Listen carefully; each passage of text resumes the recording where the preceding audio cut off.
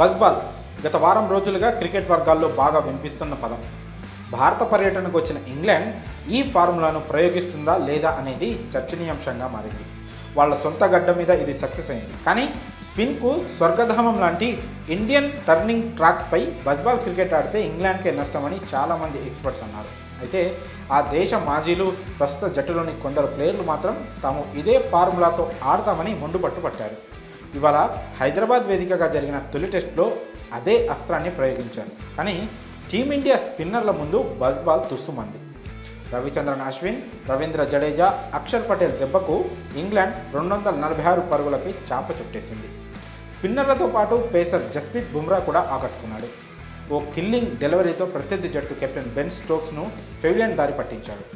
England first ఇన్నింగ్స్లో అందరికంటే సారథి Stokes 70 పరుగులతో బాగా రాణించాడు. అతడొక్కడే హాఫ్ సెంచరీ బాదాడు. అందరూ అవుట్ అయినా అతడు మాత్రం క్రీజ్ను వదలలేదు. 88 బంతులు ఎదుర్కొన్న స్టోక్స్ 6 ఫోర్లు 3 భారీ సిక్సర్ల సాయంతో 70 పరుగులు చేసి కొరకరాని కొయ్యగా మారాడు. ఎవరు బౌలింగ్కు వచ్చినా షాట్లతో విరుచుకుపడుతున్నాడు.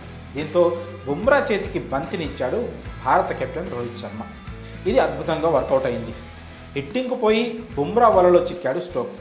అప్పటికే ఆ ఓవర్లో ఓ 4 కొట్టిన అతడు మరో భారీ షాట్కు ప్రయత్నించాడు.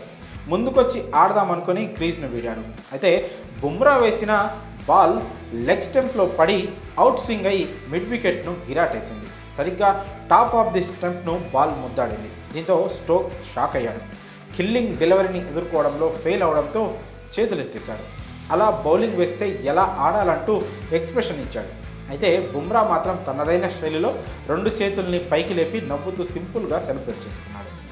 స్టోక్స్ను బుమ్రా అవుట్ చేసిన వీడియో ప్రస్తుతం సోషల్ మీడియాలో వైరల్ అవుతుంది.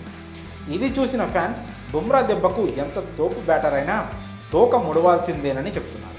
ఇక ఇంగ్లాండ్ ఇన్నింగ్స్లో స్టోక్స్ తర్వాత 37 పరుగులతో జానీ బెయిర్స్టో, 35 పరుగులతో బెన్ డకెట్ మాత్రమే కాస్త పర్వాలేదు అనిపించారు. జాక్ క్రాలే, జో రూట్కి కూడా మంచి స్టార్ట్ దొరికింది. అయినా వాళ్ళు దాన్ని బిగ్ స్కోర్గా మలచడంలో విఫలమయ్యారు. చివర్లో టామ్ హార్ట్లీ మెరుపు ఇన్నింగ్స్తో కాసేపు ప్రేక్షకులను అలరించాడు. ఉప్పల్ పిచ్ నుంచి స్పిన్నర్లకు ఎక్కువ టర్న్ కూడా లభించలేదు. అయితే మంచి లైన్ అండ్ లెంత్, బ్యాటర్ల వీక్నెస్ను బట్టి బాల్స్ వేయడంతో వికెట్లు పడ్డాయి. అదే టైంలో బజ్బాల్ అంటూ అనవసరంగా హిట్టింగ్కు వెళ్ళడం కూడా ఇంగ్లీష్ టీంకు మైనస్గా మారింది. స్టోక్స్ కూడా అలాగే ఓవర్ కాన్ఫిడెన్స్తో బుమ్రాను బాధేద్దామని వెళ్ళి బొక్క బోర్లా పడ్డాడు. మరి స్టోక్స్ను బుమ్రా అవుట్ చేసిన డెలివరీ గురించి మీ అభిప్రాయాలను కామెంట్స్ రూపంలో తెలియజేయండి.